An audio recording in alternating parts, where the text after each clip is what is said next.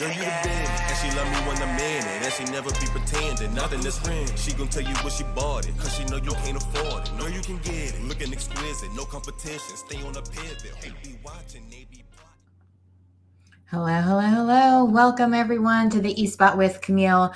I'm your host, Camille Cower, and I have a treat for you guys again tonight. We have the one and only talented Mrs. Keyondra Lockett. I can't wait for you guys to meet her. She's a gospel singer. She's an inspiration. She's an entrepreneur. She has so much going on and such a positive person. I can't wait for you guys to chat with her. So I'm going to go ahead and bring her in. Let's get to know more about Keyondra. Hi, welcome to Hi. the Spot. Thank you so much for being my guest today. I am so excited to talk to you. Yeah, thank you. I appreciate you so much for this. Thank you. It's my pleasure. So, Keyondra, how did you get started in music? Like, when did you know this is what you wanted to do? Actually, I was about 14 years old. I didn't necessarily think that this would be a career path for me, but I sang in a group, a gospel group called Zie'l. For those of you who may not know, we covered the Clark Sisters, Is My Living in Vain? And we're kind of popular because we had that Clark Sister feel, that vibe and sound. But I started with the group Zie'l. And we just continued to travel and grow. And for about a good 15, 16, 17 years, we sang together, sang on the Stellar Awards. We were nominated for 2 Stellar Awards. We had a top 15 song, Billboard charting song that I had the privilege of writing. We've sang on stages with Kirk Franklin, Yolanda Adams, Tye Tribett, Mary, all those people. And that's where I got my start. Even had a national deal, a national release as well. And so it's just been a really exciting, road for me. But still, even then, it wasn't something that, I felt like it was something that I felt like doing. Again, it was not a chosen career path. I really feel like everything that I do, that God chooses all of that for me. Well, how did you go from 14 enjoying singing to being in a group where you were performing with such greats as Yolanda Adams? There had to be some steps in between from there. Like, how did that happen? Okay, well, Even meeting the group. Mhm. right. Okay, so we went to the same church together, and we kind of grew up together as well. Went to the same schools, and I lived in an apartment complex, though. It's like yeah, I lived. Yeah, it was. It was an apartment complex, and so I was singing by a pool, and this guy comes up and he's like, "You sing really well. I'd love to work with you and do some music." And I was like, "Well, I have a friend. Her name is Andrea. That's one of the group members. Um, I have a friend who I feel like she'd be really great, and this would be good for her to come and sing with me as well." I've never wanted to take any experience or any situation for myself, and by myself. I always want to bring people with me. But so she came, and he loved her voice, and she was like, "I have a friend too." It was Afton, one of the other girls who sings or sang in the group. And so she suggested that we get the other 2 girls, which were sisters, Crystal and Christina. And so we ended up not working with this guy, but we had a great long run of singing and being artists, just based off of that whole singing by the pool experience. Oh, So, wow. yeah.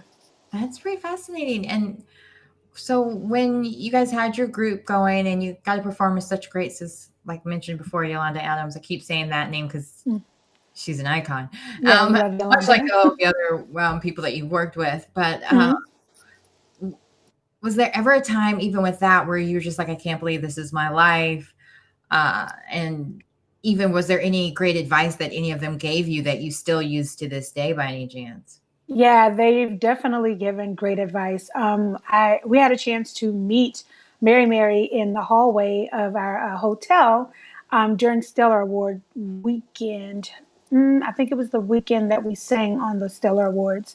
It was that weekend, and Erica was in the hallway talking to us, telling us, to keep going and to just to not give up. And I know that seems really simple, but that's really dope advice. Like, it's really easy to give up. And so, of course, we've taken that. I've taken it with me, and I'm still going. But yeah. Now, what were some of those challenges that you had to overcome? Because I feel like a lot of times in the art community, people always have this saying about if it's your passion, it'll come easy. Or I don't think still think that people are overnight successes, but they just make it seem like the path is easy if it's meant for you. But it's not always the case. So was there challenges that you had to overcome that really tested you as far as staying in the music business that you can kind of share to help other people know that this happens, but you got to keep going? Yeah. One of the challenges was my vocal challenges. It didn't hit me until the group disbanded in 2015. So that was the perfect time, being so sarcastic, for vocal issues to come. So I had some issues with singing, in higher pitches, and just doing simple runs that I had always been able to do. I had problems with singing that way. And the group that I come from, we sang really passionately, and how the gospel community calls, like, we were powerhouse singers. And so to lose that, I was in a depressed state. Actually, I had very dark moments. When you hear people talk about dark moments on, like, shows like Uncut, or what's the one on TV, one Unsung, when you hear people talking about dark moments, it's like, wow, that's crazy. It's crazy that they went through that. But when you're in your own dark moment, it's like, wow, okay, that's what this feels like, depressed. And I'm a Christian, I shouldn't be depressed. I believe in the Lord, and He can help me, He can heal me. And it's, those kinds of questions come to, like, Lord, why haven't you helped me? Why haven't you healed me?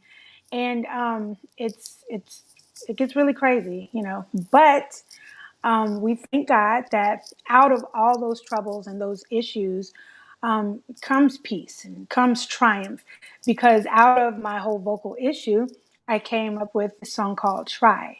And the reason why I came up with the song was because I couldn't sing any other style gospel music. I had to recreate my own sound. I had to. My voice wouldn't let me do anything else that was in the gospel vein. Again, we're hard singers in gospel, and so I couldn't sing that way. So I had to do, this is how I triumphed, because this is part of the question that you asked. This is how I triumphed, because had I not rebranded or recreated my sound, I wouldn't be singing on stage. I wouldn't be doing anything. And so it's more of a pop, gospel, country type vibe, like, medium, low, vibey singing, no extra runs, just showcasing the beauty of a move, in your vocals, not the extra stuff at all. And so that song, it was my first on my own top 15 song at Billboard. Oh, wow. Had I not written that song, I wouldn't have had a song at Billboard like that. I wouldn't have had a song to chart, because I would have written something and had been singing something that was in the same vein as everybody else. That I wouldn't have stood out, And so we all know that when you stand out, people pay attention to you. It can be negative sometimes, it can be positive sometimes too, but you still yet stand out, and you get that attention. So, yeah, I even have a video for it, which is playing on BET Gospel now. So again, without that, I know I'm talking a lot, but No, without that, though. this is great to hear. People need to hear these Okay. kind of triumphant moments. So keep going. Yeah. Yeah. Okay. But without that, I wouldn't, have any of the things that I have as it relates to me having to change the brand and my sound. I had to go through also people telling me, you're not giving enough passion. You're not singing gospel music, you're not being yourself. And I think that that's not fair to to place that on someone because they're not singing the way that you feel that they should, Right. or they're not doing what you feel like they should be doing. If I feel like I'm being myself, then let me do me. Let me do it, And there are plenty of people who appreciated the new sound and the new brand. So Clearly, I mean, yeah. it made the Billboard. Somebody was listening Yeah, right. and appreciating. Now, you mentioned that you were going through your depression state, and because it's in the news so frequently that so many people are suffering with depression right now, just from being isolated, being different things. Is there any suggestions you can give um, to help maybe get them to reach out or to even find ways to discover whether or not it's a dark moment or if it's something deeper that maybe they need to seek out help or so on? Any suggestions you can give on that? Yeah, I think that you got to have accountability around you. Mhm. Um, Keep people around you who keep you accountable to your mental health. Okay. Instead of having negative thoughts about the situation, because when you're depressed and you're focusing on all of those things that are going on, you're focusing on yourself. You're not able to focus on like there's actually a light at the end of the tunnel. But you're just so focused on the negatives and the bad things that are going on. I know for me, that was my experience. There were plenty of things going on around me that were positive and that were great. I wasn't taking advantage of any of those things because I was so busy looking at some of my past, as well as looking at how I was just so affected by my vocal change, not paying attention to the fact that I have a song at radio that's charting. And even though it's a different sound for me, it's yet charting, it's yet doing well, And so I think that you have to have people to keep you accountable to staying positive, to staying focused on the Lord, stay prayerful, staying focused on God, praying. It keeps your mind off of the negative things that are going on in your life. And I know that, a lot of people, I see it on social media and I hear a lot of people saying that kind of stuff like, well, um, we say to pray all the time, but you got to do the work and you got to do this and got to do that. Prayer is a part of the work. It's actually a part of the hard work. You know what I'm saying? To stay focused on God, to stay focused on positive things and on being dedicated to prayer. That takes a lot. That's the hard work.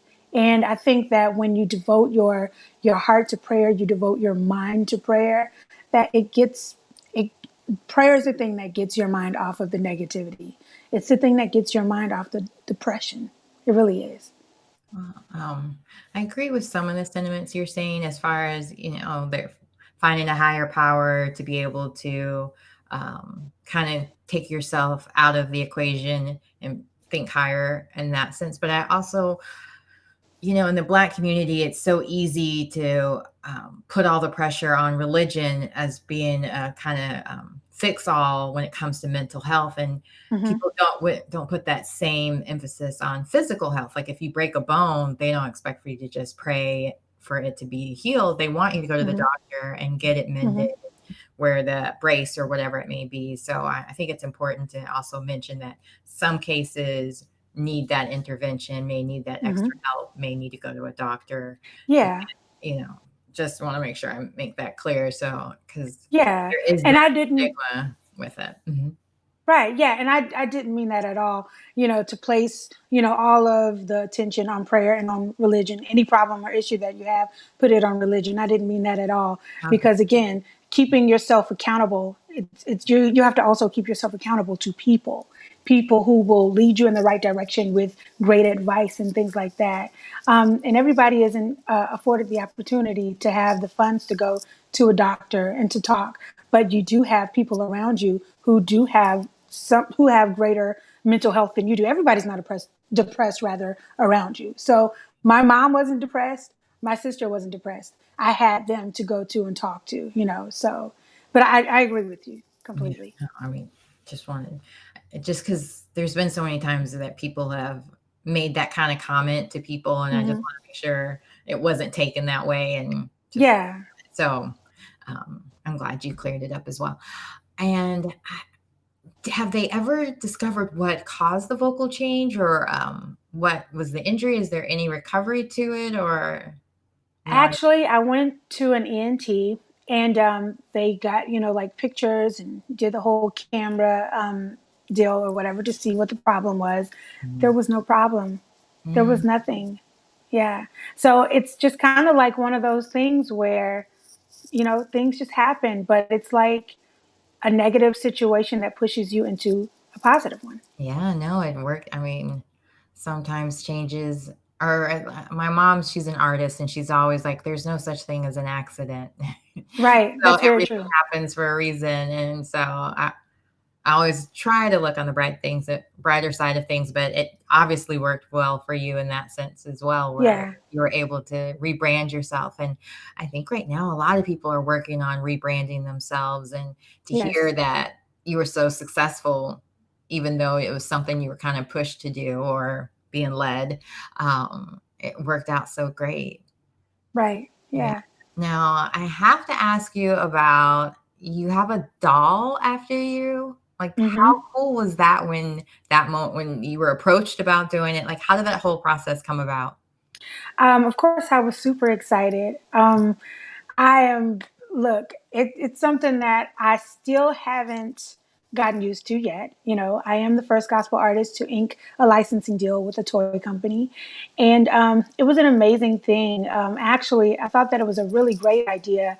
That a consultant of mine brought to me. She thought that it would be really great for building awareness of who I was, and the toy maker loved me. So I signed a licensing deal, which allows them to use, parts of my face, for their ideas. And we sold out during the Christmas holiday, or the Christmas season rather. And we're still at the, like, talking stages about, the things that could possibly happen next. Okay. But one thing that I feel like is very important. And this is no shade to anyone, but the toy maker is Caucasian. Mhm. And so in this time, everybody is noticing that that representation matters. It's always mattered, but it definitely matters in these times right now for Black little girls and for Black women. You know what I'm saying? And so for Black people, period. But I'm a women's advocate. But some some little girl needs to see that image, of themselves. When I was a little girl, I played with Barbie, but I didn't have Black Barbie dolls. So to be able to have a Kenya doll or a Keyondra doll, I think that it's a really dope thing, for Black little girls. I want to be able to play with something, or wear a T-shirt with my face. That's very important. And I think though that the toy maker just, or I'll say it like this: I feel like um, companies who are, headed by Caucasians need to understand the Black dollar, and they need to understand the Black consumer. We know us, and so we know about the curly hair, natural hair, those things. That's what we like. And when there are ideas that are being tossed and given, I think that people should really pay attention and listen to those things. So I'll leave it like that. You know, Wow. you can ask questions, but Oh, okay. Like, oh, because I have the picture of the doll. I won't share it because I don't want to get in trouble now. But I was gonna say that, like, how much were you able to be involved as far as the designing of her, and how important was it that she did represent and look like, um, have African American Black women features on her? right. Well, I had I was able to send pictures of myself. Like pictures from when I was a little girl, and that is um, the most that I had a hand in it. I was able to send pictures. Yeah. And that really mattered to me. It's Yeah. it's my image, it's it's me. You know what I'm saying? And so I know us, I know me a lot more than, someone who doesn't know us or me, if you understand what I'm saying. Yeah, no, for sure. Because I have a daughter and she's 12, but she still loves playing with her dolls. And it's very important to me as well. Because growing up, I don't know how my mom did it, but I had black Barbie dolls and I had Hawaiian. So I had Asian Barbie dolls. Wow. I had Barbie dolls that represented all. And I had the Ken dolls to match and the little babies and the kid. Like I had the whole family. Now looking back, and they weren't painted because on another story where my mom had painted a couple of our busts, and my grandmother too. So yeah, I didn't know some people weren't black because they were already painted black in my house. But anyway, joys of having an artist as a mother. But it's so important for me for her because she was bullied at a young age in a way where they made it that they said something to her about her not having straight hair, that she couldn't be a princess because she didn't have blonde hair. She couldn't be a princess. And it messed with her psyche. It made her want to change who she is and not think of herself as beautiful. And so whenever I buy things for her, I'm very conscious of what images will it give to her? What will she think of this? And even the kinds of things I bring home or the kind of shows we watch as a family, I want to make sure they don't confirm those negative images that other people are being bombarded to. Like I can't control other people's house. I can't control what Hollywood makes or the kind of music that they throw on the airwaves, but I can control what my daughter is access to in my home. So it's to a point where I make sure the books, everything, like she can find herself, but she can also get whatever is the most popular. Like I didn't keep her from the Diary Wimpy Kid because she would have been like completely left out. I really loved that series. No lie, as an adult. So listen.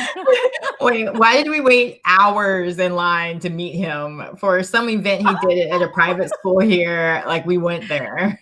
I mean, we had to pay. I mean, it was through one of the local smaller bookstores where they were offering tickets as well. You didn't have to go to the private school, but I didn't realize what I was walking into when I got there, where I was just like, oh, maybe we just should have dressed up for this. Because the last time I had gone to the school is when I played soccer against them. So I wasn't paying attention. But anyway, I love that you're bringing up that how important that was for you. And because you weren't able to really be involved as much as you could have been, especially considering it's supposed to be mirrored and modeled after you, that you weren't able to say, this is what I want her to look like and get final say on the finished product as well. Yeah. I think that it's very important, especially being that I am, a public figure. I am someone who is known, and people are going to purchase this doll and they're wondering, well, why doesn't she have curly hair? In today's time, black dolls have curly hair. So why is her hair straight? And those things really matter. It might be petty to somebody else, but that kind of stuff, that represents us. Yeah. And one thing that always bothers me with all the doll makers I don't know who, because I did not know Kenya and them weren't made by a black lady. So that just blew my mind because I didn't even look it up because I just assumed. And that's what I get for doing that. But needless to say, one of the things I hate, because I have to pay extra for her to get the customized dolls sometimes, in order for her to get dolls that look like her, because she has darker brown eyes, because she has dark black curly hair. When they make black dolls, they make them with hazel eyes. They make them with lighter hair colors. They won't have the fuller lips or the fuller nose. And it's so weird because the dolls I had as a kid had that. Like they would have the fuller nose and lips to a point where I've always embraced the way I looked and never felt that I needed to contour it or I don't know, but it's weird. Like now looking at how much dolls have evolved, and although it seems like we're being more involved in the process, like working for Mattel or whoever, but then we're not really being heard is what I'm hearing. So that's really unfortunate. And that explains why it seems like there's so many Black people involved, but they're not really involved. Yeah. Bummer. It's not just H&M that got in trouble. But wow, well, that's disappointing. Well, they're lost because she's still beautiful, but she Thank could you. look like you. Yeah. And been even more beautiful. Thank you. Now, speaking of beautiful, because we were talking off air and you let it slip that you're not in your 20s, which shocked me. And so I have to ask, what is your like self-care routine? Normally I don't ask these very superficial questions, but I used to be an esthetician, so usually people can't fool me. And so I'm just like, wait, no, really, what do you do? What okay, so for you?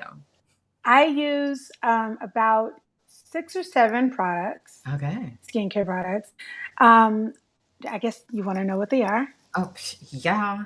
Okay, so if you're that girl, some are like, it's special made and customed. Yeah, by Neutrogena. Clear Cell. Here we go. Okay. Yeah, so I use Neutrogena face wash, Clear Cell to get rid of like pimples, blemishes, things like that. Ambi, I use Ambi, those products, and I use witch hazel, for like a toner, and moisturizer. See, it's always sometimes being the most I don't want like the simplest things, like going back to basics. I remember using a lot of those products when I first learned about skincare, and that's pretty much what I use now. For them, every once in a while, I'll fancy it up and just realize I could save money, or it's just so much easier to get from the grocery store and just shop time. Right. So My sister and I. Thank you. My sister and I, we purchased a $60 Dior moisturizer a couple of years back. We ain't used it at all. Like, I don't need that. Cetaphil is where it's at. I wasted $60 for nothing. Like from my experience from going to all these different classes, unless it's like a spa or medical grade brand, what you're basically paying for is just the name, the branding, the marketing. They have to pay for the counter people and so on, but also like it might be the fragrance, the quality of the fragrance will cost more, or different fillers that are used that aren't really the product itself. Because like I use Retin-A, I get it $5 with a prescription. Wow. Okay. And it's going to be the same strength because medicine. Put me on. Like, all you have to do is have acne, at least 6 pimples or more, because sometimes they make you count, I guess. I don't know. Luckily I really have acne, so she was like, oh yeah, here you go, sweetheart. But if it's, for acne, it's considered preventive, and it's for a skin condition, as opposed to for anti-aging, it's cosmetic. But I'm sure I'll ask you this actually, because I'm not sure in the music business, especially since you're kind of going from gospel to pop. Do you ever feel that ageism is an issue for you? Because you're not older, or you're not old, but a lot of times with the pop, they're always like the 18-year-olds and young 20-year-olds, and they want you to. No, the crazy thing is that it's even in gospel. That same thing is even over here, especially being that within the past good 10 years, gospel has become so mainstream. So you have to get with the Beyoncés of the world, the Kelly Rowlands of the world. Like, you have to put yourself out there like that as it relates to branding and things like that. Because those things really do matter, They do. That's so sad. It's that's so sad. I know, because I think of with gospel music that your talent is what will prevail the most, and almost as if how do I put this?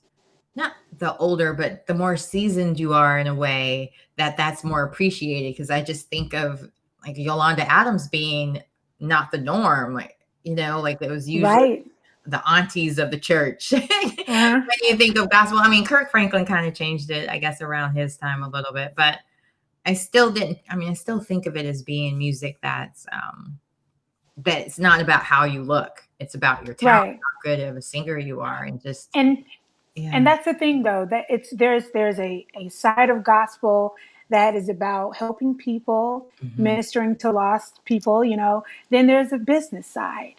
And so I've heard Donnie McClurkin say that you got to learn how to balance both of those. You really do. Because if you don't, you'll be so engulfed in the business side, which is about branding, which is about looks. And, you do all that type of stuff for business.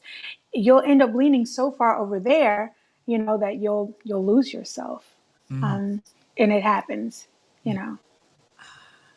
It's just, I guess it was a couple of weeks ago, I interviewed Luther Vandross's drummer, and he was just Okay. saying a lot of times, or he didn't do a lot of those different things because a good voice doesn't have to hide behind all of that.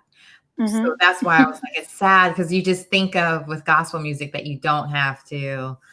I'm not saying there's anything wrong with being a Beyonce or a Kelly Rowland, but just, for the popular side, it's even for that side, I feel bad that they have to stick to a certain look and expectations for It's whether it's body size, age size, like it should be about talent, especially for women. Like it's so much different for guys. They can look anyway, dress right. anyway, be any size, and it doesn't matter. But for women, it's just so much. And so that's why that makes me sad. Yeah, it's Like this there's, industry. yeah. It's the industry. It's Can we, it's that whole. Go ahead.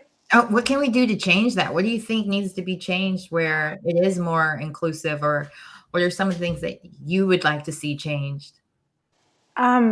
Definitely. I guess the whole thing of having to have a certain look and having to, be presented a certain way to be heard. But I think the industry has just it's tamed us to accept these things. Even the consumers say, a lot of gospel consumers say that they won't, support gospel because, they don't have the proper lighting, staging, and, things like that. But you just said that, well, if you have the talent, you don't need all those things. But even now the consumers have been trained to feel like if Kirk Franklin ain't giving me Beyonce's concert, I don't want it. Mm, I You got it. know? Yeah. Okay. I didn't even think of Yeah. it on the stage presence side of it. I was just thinking like as the individual, but the whole thing is becoming more of a Yeah. marketing machine. Yeah. So if you have, a great support system as an artist, great family, after work, when you're done singing, done with the stage, done with all, get with those people and stay rooted and grounded, or Okay. you'll be taken. It's not necessarily anything that we can do. The industry is so big. It's going to keep going, it's not going to stop, you Right. know. Okay. But you have to be so rooted and grounded in God, in something, you know what I'm saying, to keep you from, losing yourself. Mm-hmm. Mm. Yeah. I feel like there's got to be something we can do. Like there's so many different movements going on right now where, I just, since being home, and it's funny, the kind of music that I would normally listen to get me pumped up at the gym, I would never listen to in front of my daughter. And now that we're home 24/7, I realize I'm like, why would I listen to something I can't listen in front of? Like I start thinking about what kind of character do I want to display, but it also makes me wonder, if we want as a society for us to be treated better, not blaming victim here, but just saying that we need to also expose our best. Like we need to be promoting the best images of ourselves, and also including music that, like yourself, that's encouraging, that's empowering, because words have so much strength. And if you're singing all day these different lyrics that are just tearing down women or tearing down your community, how can you build it back up? And just hearing about all the different gun violence, whether it's police brought on or not, it's time for us to really try to think, what can we do while everybody is listening and ready to make changes, that we can do to make some of those changes. Yeah. And I think that people are really trying to do that. And like you mentioned, there are many artists who, put those types of messages in their music, and, they're part of organizations that, they help to fund, to decrease all of these types of things that are going on. But then there are just representatives in this industry that is just it's just cold. It really is. And so I don't mean to sound hopeless at all, No, I didn't think you did. Okay. Yeah, it's just like, we can try. I'm always like that. So I could be over my head, but it's like, what do I have to lose? At the same time, I don't have a singing career. So I'm to stay that way over here. Nobody's finding any gospel records with me. But, just you're really in the machine.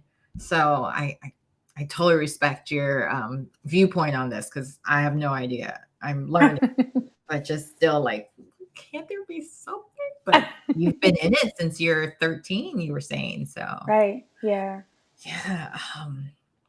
I was just like, even with your song, which I would love to show a little bit, because it is like, just like you said, it's some people are making music that's about that. So I'm going to step out and show them. Well, actually, I will just show that for right now, everybody, a little bit. Decides to start muting me. Yeah. I was getting into it. So Trouble Won't Last. When did you create that song, and what was your inspiration behind it? Okay. I wrote it last year. The inspiration behind it was to just simply, put that message out there of trouble not lasting always. Especially now during this time, we need those types of messages. So it gets really crazy. But you just have to go back to trusting God and his track record.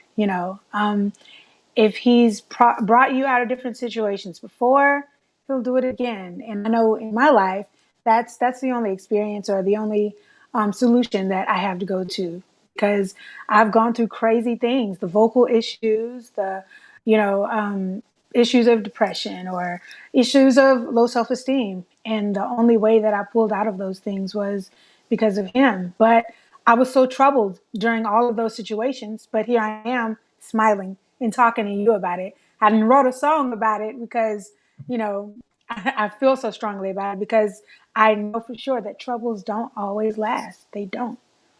Now, speaking of troubles not lasting, and everyone being in this pandemic together, and it seems like it's lasting a little too long. But anything for safety, wear your mask 6 feet apart, 20 seconds. But I'm curious, have you found any inspiration? Are you creating new music? What are you doing to keep yourself, I guess, from trouble lasting, but also staying motivated and positive? Well, I am creating. I work all day, every day on my brand, which is called Jolie Noir. Both my sister and I, we have a leisure wear brand, Jolie Noir, which means pretty black in French. And it's really doing well. People are purchasing often. And that is a really amazing thing for us as women, and us being Black business owners. It's something that's really special, because people say that Black people don't support, and Black people don't do this and don't do that, as relates to purchasing and really pushing Black businesses. But I mean, they've really shown us that they do. Our niche is specific to Black women. So that's why I mentioned that, a lot of people say that Black people don't support, but Black women have been supporting like crazy during a pandemic, so that's just really special to me, because I grew up, hearing that Black people don't support, and I believed that, but that's a lie. It really is. Yeah. We're seeing that with Blackout Tuesday that just recently happened. And there was something recently I read where they were talking about some business maybe that raised over $3 million maybe during Blackout Tuesday when that happened on July 7th. So clearly there's a lot Mm-hmm. Black buying dollar there. And it's not beauty products, there's other things as well, like your clothing line. And I'm curious, what made you start your clothing line? And how you said it's with your sister? How did you guys come up with that idea? Yeah. So back in 2017, we decided to rebrand ourselves. 2009 rather. We had an online boutique. It was called the Red Glasses Sisters Online Boutique. And we sold eyewear and accessories. And because the group that I sing in, we started traveling and things like that, we just decided to put it, to the side. In 2017, we picked it back up, but we rebranded ourselves and decided that we wanted to encourage Black women, validate and affirm Black women with our clothing line. And I don't think that we can get too many messages like that. I know that you have a lot of people who have, really encouraged Black women with their brands and with their products. But again, I just don't feel like you can have too many messages like that. My Black is beautiful. And we want to push that narrative, continuously, that Black is beautiful. All shades of Black is beautiful. I'm actually wearing one of our t-shirts here. Oh, Yeah, so as you can see, yeah, it's called the Homegirl tee. So this one is a darker girl, and then this one is a lighter girl. So we want for people to really understand and know that all Black is beautiful, and I love that you're bringing it up because there's been a lot of rumble lately with certain people not loving our beauty. Mm-hmm, He mm-hmm, shall not be named, who's not worth $1. And mm-hmm. I'm curious, because we talked about ageism. Did you have any issues with colorism with gospel music as well, or just working in the media? Period. I mean, your face says it all. Just stop. While we're having these discussions, I think it's important for people to hear other people's stories so they know A, they weren't imagining it, and B, Mhm. what they can do to prevent it happening. Moving. Yeah. Yeah. Well, I've not had a situation exactly, but it's still in my backyard when you see it, going on. Um, of course, they're going to choose a smaller, lighter skinned Black girl to, be positioned in the front. And I've never had an issue with, with colorism. I've never looked at lighter skinned women and thought, jealous thoughts or anything like that. But then there are many people, who have issues with, our lighter sisters being, on the front line. And I don't think that that's a problem at all. But I think that we should all just support, point blank, period. My sister and I, we had a conversation with a friend of ours, and we told him that there are certain artists who they get chosen to do certain things as it relates to TV, and because they're smaller and because they are light skinned, they are chosen. It's I guess just the way of the industry. It's the way of society. To believe that. And I want to be very ginger, very, very careful with my words because you are light skinned and you are gorgeous, by the way. I'm But medium. I'm medium. It's the light. It's because I've been in quarantine. Yeah, I'm just losing all of my melanin. Like, nah, I ain't claiming that. No, I'm kidding. We'll discuss this later, but yeah, nah. Not saying there's anything wrong with being light skinned, but it wasn't the way I grew up. Okay, yeah. So we had a conversation with our friend, and he's light skinned, Uh-huh. and we were telling him that in this industry, that light skinned women will be chosen over darker skinned women who are probably even better at the job, have been in this industry for a long time. They have more experience, but it happens even in the gospel industry. And I think, though, that these things should be talked about. They should be dealt with. But they're the hard conversations, and nobody likes to have the hard conversations, you know. And people don't want to lose some of those privileges possibly as well, you know, Yeah, on both that's true. sides. Yeah. And I was going to say the reason I didn't even grow up with that experience is I grew up around a lot of military bases. So, Okay. so on that spectrum, I wasn't light skinned at all because a lot of times they would be almost passing or biracial. So and even my mom is very, very fair, and a lot of my cousins for that matter. And so it's just always kind of felt closer to medium or even dark skin. It wasn't until I went to a HBCU and discovered I wasn't dark skinned because I thought I was. So Wow. that's why I'm like, things are relative when your experience is very limited. Yes, they are. And I mean, I even thought I was adopted because I was like, how did this white woman give birth to me? Sorry, Mom, but she knows it's true because I asked her at the time. I was looking through her medical records and birth certificates because military, you take your medical records with you when you transfer to a new country or state or whatever. So I was always like on the look for who are my real parents. So, but when that revelation came, I was like, oh, but it's still very relative. Like, I think some of the lighting, because I've been looking at myself on the computer, I'm like, I'm not that. A little bit.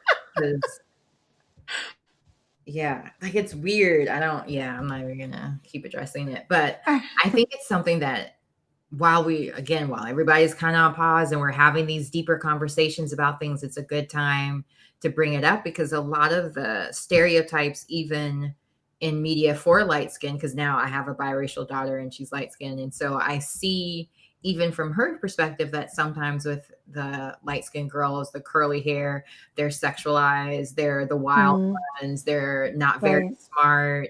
Like there's stereotypes with that as well. So it's not always that great. Or they're the video vixen that's just there as the man's plaything. So it's still not the greatest. And when I notice a lot of times with medium to darker skin characters, that's not always the case. They might be the best friend, the mother, the businesswoman that isn't the love interest, unfortunately. But the guy's trash, so you can't really be that. You have a point. He's not chosen, because you're like, why do men keep writing these situations where women are putting up with the worst men? Yeah, they're fighting over it. Like, I'm so glad more women are being involved in film and we're having this conversation as well, because I think it's important to see it from both sides where it's hurting both of us, like equally. Yeah. Issues there. And I think now that I can see it from both perspectives, in the sense, like, although I would not be considered dark skinned in the Black community, I was in the white community, and I lived only around white or biracial Black people for the most part. So I got to see what it was like from both sides in a way. And like on the white side, they don't care how light or dark you are. You're right. Yes. It doesn't matter. That is the truth. There is some safety in being the safer Black person, someone that speaks like me or seems more like, even I'm trying to use my words well, because I hate when people say act. Yeah. Just more, like, just more educated. Yeah. Okay, there you go. Because well spoken. Yeah, but I mean, both my parents are well spoken. Like, I didn't have a choice. Like, if I try to sound anything other, it sounds like a caricature, and it doesn't. It's not authentic, and it's a disgrace to my race. But at the same time, we're all so different, and I think it's so important that we have these conversations in order to open up the idea that media, movies, music, they can try to make products that or entertainment that fits more than one type. Like, we don't all want to only listen to certain types of gospel or look at people who look a certain way, that there's room and space for all of us. And it shouldn't just be that we're fighting for that with just in entertainment, but just in general within ourselves as well. It would be nice if we could have these conversations now. And Yeah. Open it up. And because like I get auditions where it'll say that they're looking for someone racially ambiguous or mixed race. And I'm like, I'm pretty sure that's not me, but I'm gonna apply anyway. Because they didn't ask what kind. I could be Afro-Latin. My ancestry has like 12 different races and a couple other countries. So come on, I can go for anything. But it's still those kinds of things that are put on there where you're just like, that's not what we meant by wanting more diversity, where you're basing it on the shade. Mm-hmm. Yeah, it's just where we are, you know. And I think that if we just continue to support each other, you know, it's there's nothing like having the support, you know, that you need to get through those types of things. You know, of course, create our own, you know, build our own, have our own, whatever, and that way, we're able to, you know, put the images and the creativity, all of that out there that we want to be seen, because nobody's going to have us like we have us, right. You know. And we don't need to be competition. We can collaborate. No, right. Yeah, definitely. I love that. And that's why with your shirt, I was like, all right, since she opened the door, conversation about that as well. Just, I get sick of talking about it sometimes in a way where there's not, well, what can we do? Like, what's the plan? All right, we know it exists, but what are we going to do to change it and to kind of encourage each other to go look beyond it? Right. And I like what you said, though, because you mentioned how you can see that it's happening on both sides, that, you know, things are unfair for darker skinned people as well as for lighter skinned people. And I think that when we're able to see things like that, then, you know, we can support each other. And then we're not pointing the finger, and we're not, oh, well, you get better privileges than I do. And it's like that just causes more strife and division in, you know, in our race. And we don't need that, especially not right now. And it's not like it's anyone's choice anymore what they are or who I mean, now that we have the opportunity to marry who you love, date who you love, or whatever that may be, you know, we're gonna keep coming out all different shades, and you can be the darkest ebony and the lightest alabaster and still be black, and still need Black Lives Matter and be on the wrong side of a gun. So it's like, you shouldn't be doing all this inner fighting over something that you have absolutely no control over, who your parents. Yeah, please, let's not fight us when we have others fighting us. Yeah, like women in general too. You know, like a lot of the times we're hearing all these different Karen stuff and so on. It's just even with that situation, it's like, why are women fighting each other so much? Why is that competition? Why are we playing into the cat fighting and not wanting to work together? Because we're the majority. Like, you know, like how much stronger would we be as a community or as a group, as a gender? You know, we could have taken over the presidency years ago if we worked together. We could have changed America years ago. Do you know how clean America would be? We would not have if there was a black women in charge. I mean, come on. It's time that we just all come together and work together and build that sisterhood by any means necessary. And I love that your music is the kind of music that we can listen to that's empowering and that's encouraging. And I love also that your clothing line is just like another element that you're doing that with. And thank you. And I really appreciate that. Thank you so much. Knowing that she will not have to deal with the same, well, hopefully a lot of the same things we had to deal with and not have access to. Yeah, because I would have been in a lot of trouble if I couldn't have found all those black books and dolls. Even though, you know, your doll didn't end up exactly the way it should, just to even, I mean, she gets a pass, but just to even be included, to reach out to someone like yourself, to want to see that void and want to fill it, you know. Right. Yeah. They didn't way, but I'm not gonna drag her. Yeah, because I wouldn't dare drag her because of because of her wanting to use certain hair types and things like that. I wouldn't do that. It's just what she knows. Mm-hmm. And I think that when people are lenient and understanding of people, that's how you have peace. Mm-hmm. Mm-hmm. We don't always have to agree, but just understand people. That's it. And now I think the conversation is happening so frequently that now, even if maybe she didn't understand your point of view then, probably in 2020 eyes, we're all like, right. Like, oh yeah, that should have been, like, and at the same time, not really having that support that we do now, or at least feel that support that if we did speak out, that they're like, girl, you got your own doll. Why are you complaining? Right. I have a daughter. She has curly hair. A lot of times with dolls, she does not want to get the curly hair dolls because she wants to be able to play with a hair type different than her own. And it's easier for her to take in and out of different hairstyles and so on. But she still wanted curly hair dolls to represent her. Like those are always names herself or the wavier hair types. But yeah, me being her mom, I was always like, no, get the curly one, get the curly one. I wanted to make sure she loves her hair. She's like, but the practicality of it is like, it's quicker for me to do because it's not like she can use all the beautiful hair products we have access to, right, to make our hair manageable. She's stuck with, there's another selling point: ethnic hair products for dolls. Just kidding. Now that might work. That might be for dolls. Maybe that will help out. Baby hair is really gonna be laid then, Barb. Somebody would purchase. Why not? But wow, maybe that's what we gotta figure it out because we've tried different hacks that I've seen on Pinterest and they don't really work that well. Wow. Might be onto something.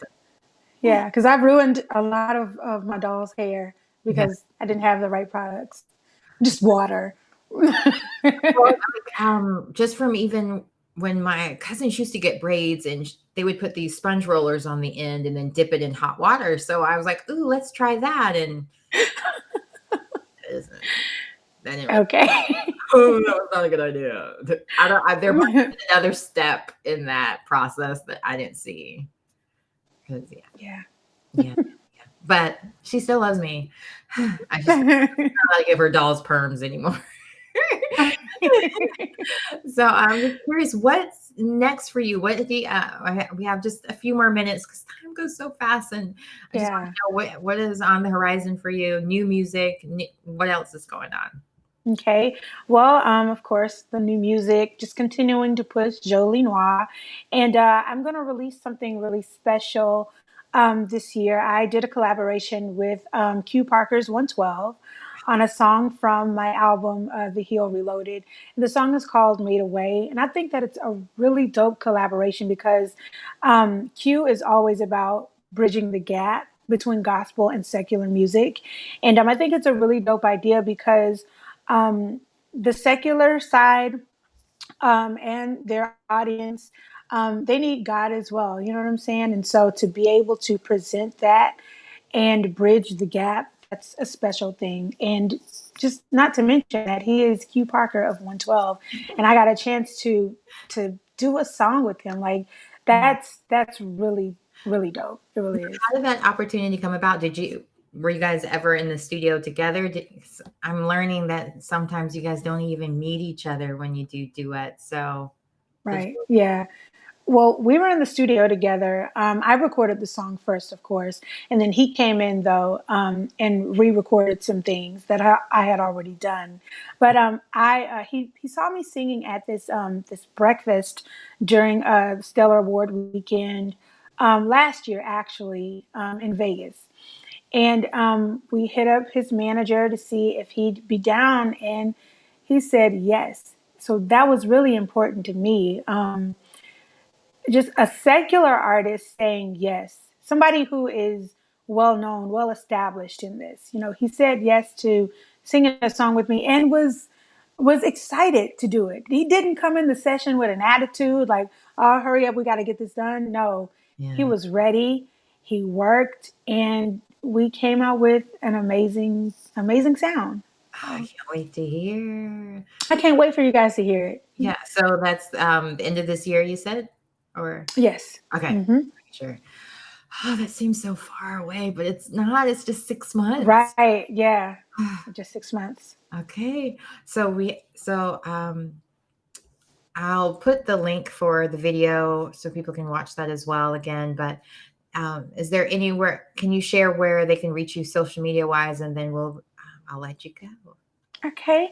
Well, you can follow me on all my social media. That's at Keyondra Lockett, KeyondraLockett, Facebook, Instagram, and Twitter. But you can also find out what I'm doing next, all updates, all of that good stuff on www.keyondralockett.com. Okay, great. Well, thanks again for being my guest. Ooh, now I'm getting tongue tied. It was so nice meeting you, and thanks again for being my guest. I had a wonderful time, and continue. Thank you. Thank you. I enjoyed you. Thank you. Thank you. All right. Bye-bye.